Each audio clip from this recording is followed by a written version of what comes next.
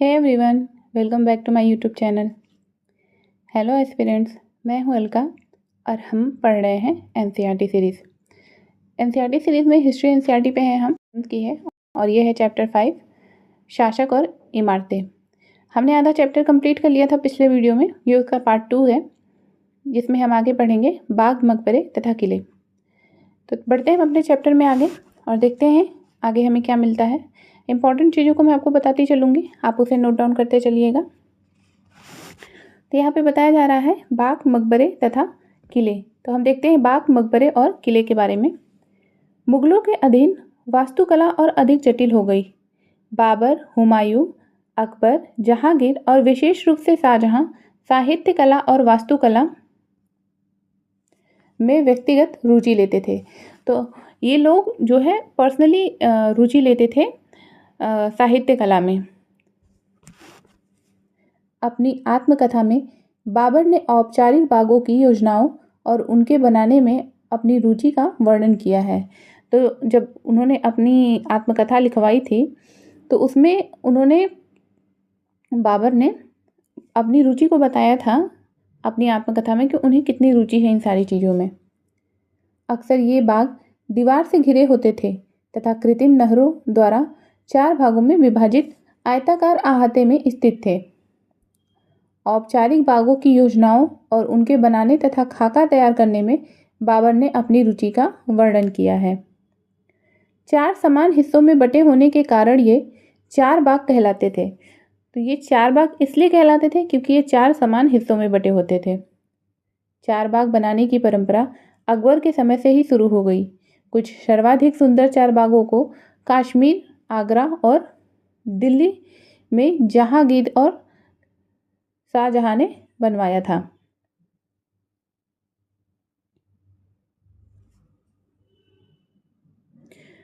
तो यहाँ पे जो नाम बताए गए हैं 4 बाग बनवाने के लिए, सुंदर 4 बाग, उसमें आप देख सकते हैं जहांगीर का नाम है, शाहजहां का नाम है, अकबर का नाम है। फिर हम आगे बढ़ते हैं। अकबर के शासनकाल में कई तरह के महत्वपूर्ण वास्तुकलात्मक नवाचार हुए। इनकी प्रेरणा अकबर के वास्तुशिल्पियों ने उसके मध्य एशियाई पूर्वज तैमूर के मकबरों से ली। हुमायूं के मकबरे में सबसे पहली बार दिखने वाला केंद्रीय गुंबद जो बहुत ऊंचा था और ऊंचा मेहराब द्वार, प्रवेश द्वार मुगल वास्तुकला के महत्वपूर्ण रूप बन गए। यह मकबरा एक विशाल औपचारिक 4 बाग के मध्य में स्थित था। इसका निर्माण 8 स्वर्गों अथवा हस्त विशिष्ट की परंपरा में हुआ था, जिसमें एक केंद्रीय कक्ष 8 कमरों से घिरा होता था। इस इमारत का निर्माण लाल बलुआ पत्थर से हुआ था तथा इसके किनारे सफ़ेद संगमरमर से बने हुए थे। फिर यहाँ पे एक इमेज दिया गया है। इसे बताया जा रहा है कि काबुल में 4 बाग का खाका बनाते बाबर की 1590 की एक चित्रकारी, ध्यान दे कैसे रास्ते पर एक दूसरे को काटती नहरें 4 बाग योजना की विशेषता बताती हैं। 1562 और 1571 के बीच निर्मित हुमायूं का मकबरा, क्या आप नहरों को देख सकते हैं?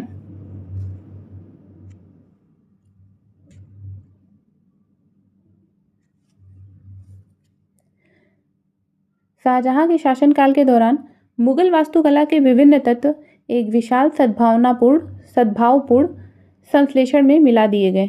शाहजहां के शासन में अनवरत निर्माण कार्य चलते रहे, विशेष रूप से आगरा और दिल्ली में। तो यहाँ पे बताया गया है कि दिल्ली में दीवान आम में सिंहासन का छज्जा, इसका निर्माण 1668 में पूरा किया गया था। ये आपको आप देख सकते हैं, एक छज्जा है ये।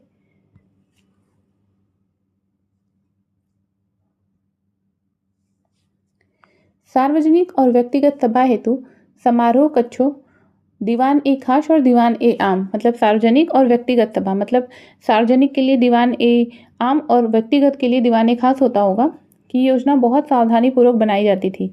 एक विशाल आंगन में स्थित यह दरबार चिहिल सुतून अथवा 40 खंभों के सभा भवन भी कहलाते थे। तो चिहिल सुतून या 40 खंभों के सभा भवन, ये आपको ध्यान रखना है कि किन्हें कहते हैं चिहिल सुतून, 40 खंभों के सभा भवन क्या है। शाहजहां के सभा भवन विशेष रूप से मस्जिद से मिलते जुलते बनाए गए थे। उसका सिंहासन जिस मंच पर रखा था उसे प्रायः किबला के दौरान मुसलमानों मतलब नमाज के दौरान मुसलमानों के सामने की दिशा, जब मुसलमान नमाज पढ़ते हैं तो उनके जो सामने की दिशा होती है उसको किबला कहते हैं, कहा जाता था, क्योंकि जिस समय दरबार चलता था उस समय प्रत्येक व्यक्ति उस ओर ही मुंह करके बैठता था।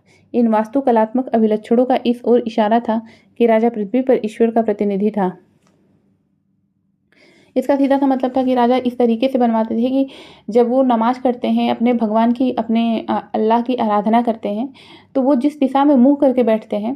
तो जब इन्होंने उस सभा का निर्माण करवाया था तो उन्होंने भी, राजा ने भी इस तरह से करवाया था कि जब लोग बैठे उनके सभा में तो उनका भी मुंह उसी दिशा में हो, किबला की दिशा में, ताकि उन्हें ऐसा प्रतीत हो कि जो राजा है वो भी भगवान के समान है,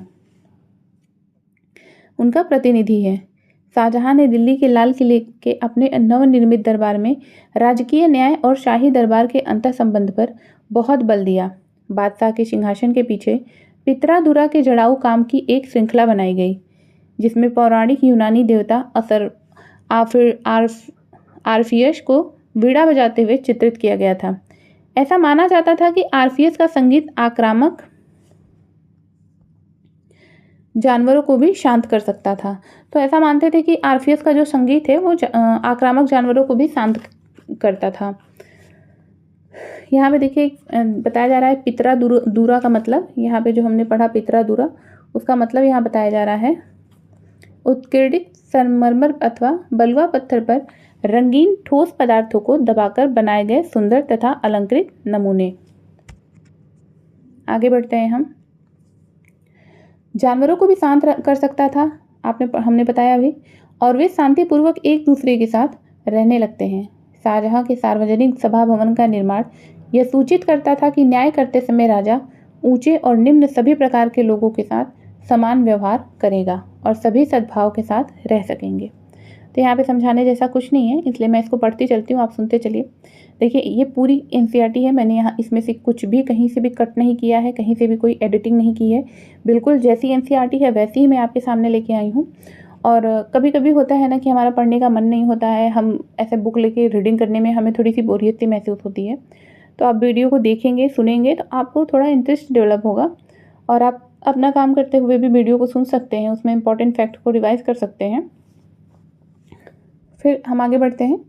शासन के आरंभिक वर्षों में शाहजहां की राजधानी आगरा थी, तो ये ध्यान रखिएगा कि जब उनका शासन स्टार्ट हुआ तो उनकी राजधानी शुरू में आगरा पे थी। इस शहर में विशिष्ट वर्गों ने अपने घरों का निर्माण यमुना नदी के तटों पर करवाया था। इनका निर्माण 4 बाग की रचना के ही समान औपचारिक बागों के बीच में हुआ था। 4 बाग की योजना के अंतर्गत ही अन्य तरह के बाग भी थे, जिन्हें इतिहासकार नदी तट बाग कहते हैं। इस तरह के बाग में निवास स्थान 4 बाग के बीच में स्थित न होकर नदी तटों के पास बाग के बिल्कुल किनारे पर होता था। शाहजहां ने अपने शासन की भव्यतम वास्तुकलात्मक उपलब्धि ताजमहल के नक्शे में नदी तट बाग की योजना अपनाई। यहाँ सफ़ेद संगमरमर तट का मकबरा नदी तट के एक चबूतरे पर तथा बाग इसके दक्षिण में बनाया गया। ये आप देख सकते हैं ताजमहल का इमेज। नदी पर सभी अभिजातों की पहुंच पर नियंत्रण हेतु शाहजहां ने इस वास्तुकलात्मक रूप को विकसित किया। दिल्ली में शाहजहानाबाद में उसने जो नया शहर निर्मित करवाया उसमें शाही महल नदी पर स्थित था। केवल विशिष्ट कृपा प्राप्त अभिजातों जैसे उसके बड़े बेटे दारा शिकोह को ही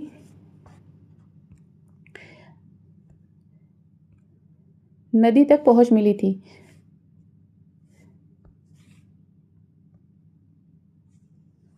अन्य सभी को अपने घरों का निर्माण यमुना नदी से दूर शहर में करवाना पड़ता था।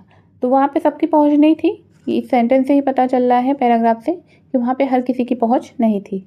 अब हम देख लेते हैं कि यहाँ पे कुछ बताया जा रहा है। जैसे कि आप देख रहे हैं ताजमहल, आगरा का ताजमहल जिसका निर्माण 1663 में पूरा हुआ था। आप देखिए पूरे संगमरमर से बना हुआ ये सफ़ेद ताजमहल है। फिर हम आगे आते हैं, आगे देखते हैं। एक नक्शे से आगरा के नदी तट बाग शहर का पुनर्कल्पित दृश्य। ध्यान देखिए कैसे यमुना के दोनों तटों पर अभिजातों के बाग महल स्थित है। ताजमहल बाईं ओर है। फिर हम जो अगला चित्र देखेंगे उसमें बताया जा रहा है कि दिल्ली के शाहजहानाबाद की योजना की तुलना आगरा की योजना से करें। तो तुलना करने के लिए बताया जा रहा है। ये आप देख सकते हैं कि ये यमुना नदी है और यमुना नदी है। यहाँ पे देखिए इसके एक तट के पे ताजमहल निर्मित है, यहाँ पे यमुना नदी के। फिर हम आगे देखते हैं।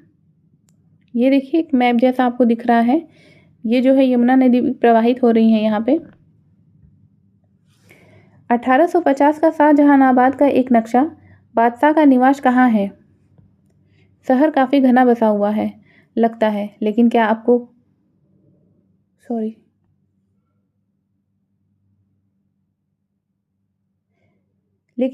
यहाँ कई बड़े बाग भी दिखाई देते हैं? क्या आप मुख्य मार्ग व जामी मस्जिद ढूंढ सकते हैं?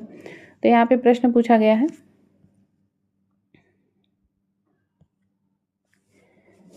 क्षेत्र व साम्राज्य। अब हम क्षेत्र और साम्राज्य के बारे में पढ़ेंगे। 8वीं व 18वीं शताब्दियों के बीच जब निर्माण संबंधी गतिविधियों में बढ़ोतरी हुई तो विभिन्न क्षेत्रों के बीच विचारों का भी पर्याप्त आदान प्रदान हुआ। एक क्षेत्र की परंपराएं दूसरे क्षेत्र द्वारा अपनाई गईं। उदाहरण के लिए विजयनगर में राजाओं की गजशालाओं पर बीजापुर और गोलकुंडा जैसी आसपास की सल्तनतों की वास्तुकलात्मक शैली का बहुत प्रभाव पड़ा था। मथुरा के निकट स्थित वृंदावन में बने मंदिरों की वास्तुकलात्मक शैली फतेहपुर सीकरी के मुगल महलों से बहुत मिलती जुलती थी। तो यहाँ पे जो वास्तुकला है जब एक दूसरे से मिलती जुलती थी तो उनके बारे में बताया जा रहा है। जो एक दूसरे से मिलती थी, जैसे गजशालाओं पर बीजापुर और गोलकुंडा जैसी आसपास की सल्तनत जो थे वहाँ के, उनकी वास्तुकला शैली का बहुत प्रभाव पड़ा था। फिर यहाँ पे बताया जा रहा है मथुरा के निकट स्थित वृंदावन में बने मंदिर की वास्तुकलात्मक शैली फतेहपुर सीकरी के मुगल महलों से बहुत मिलती जुलती थी। तो मंदिर का जो वास्तुकला है वो मुगलों के जो महल हुआ करते थे उनसे भी मिलती जुलती थी।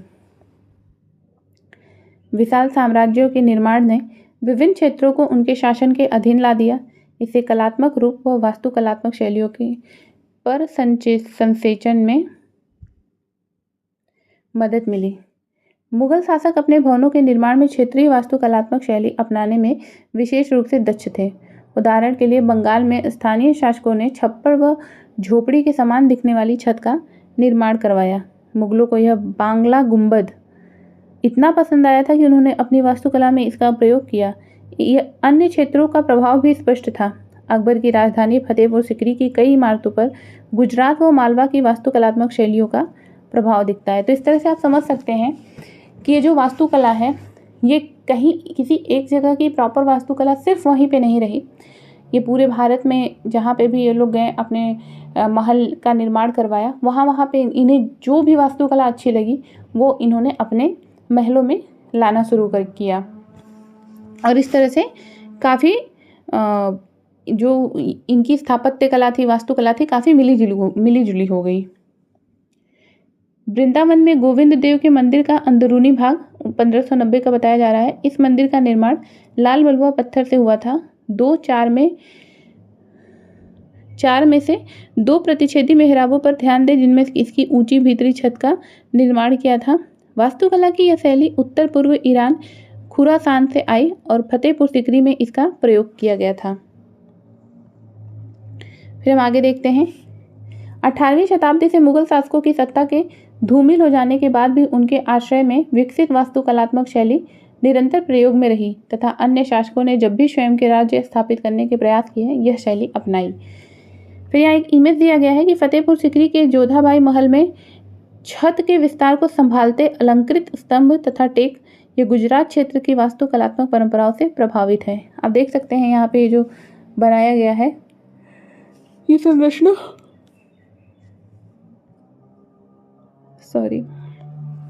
फिर आते हैं हम अन्यत्र पे। आसमान छूते चर्च, ये आप देख रहे हैं चर्च का इमेज यहाँ पे इस तरह से, ये कितनी ऊंचाई पे है, इसलिए इसे बताया जा रहा है कि आसमान छूते चर्च। 12वीं शताब्दी में फ्रांस में आरंभिक भवनों की तुलना में अधिक ऊंचे व हल्के चर्चों के निर्माण के प्रयास शुरू हुए। वास्तुकला की यह शैली गोथिक नाम से जानी जाती है। इस शैली की विशिष्टताएं हैं ऊंचे मेहराब, रंगीन कांच का प्रयोग जिसमें प्रायः बाइबिल से लिए गए दृश्यों का चित्रण है तथा उड़ते हुए पुश्ते, दूर से ही दिखने वाली ऊंची मीनारें और घंटी वाले बुर्ज बाद में चर्च से जुड़े। इस वास्तुकलात्मक शैली के सर्वोत्कृष्ट ज्ञात उदाहरणों में से एक पेरिस का नाइट्रेडम चर्च है। 12वीं और 13वीं शताब्दियों के कई दशकों में इसका निर्माण हुआ। तो यहाँ पे हमारा ये चैप्टर समाप्त हो रहा है। आशा करती हूँ कि आपको अच्छा लगा होगा और आपको समझ में आया होगा। देखिए बैकग्राउंड में साउंड बहुत ज़्यादा आ रहा है, इसलिए मैं अपने वीडियो को यहीं समाप्त कर रही हूँ। और प्लीज़ चैनल को शेयर करिए, लाइक करिए, सब्सक्राइब करिए। वीडियो देखने के लिए आपका बहुत बहुत धन्यवाद। Thanks for watching, keep supporting. मिलते हैं अगले वीडियो में, तब तक अपना ध्यान रखिए, पढ़ते रहिए और खुश रहिए, मोटिवेटेड रहिए।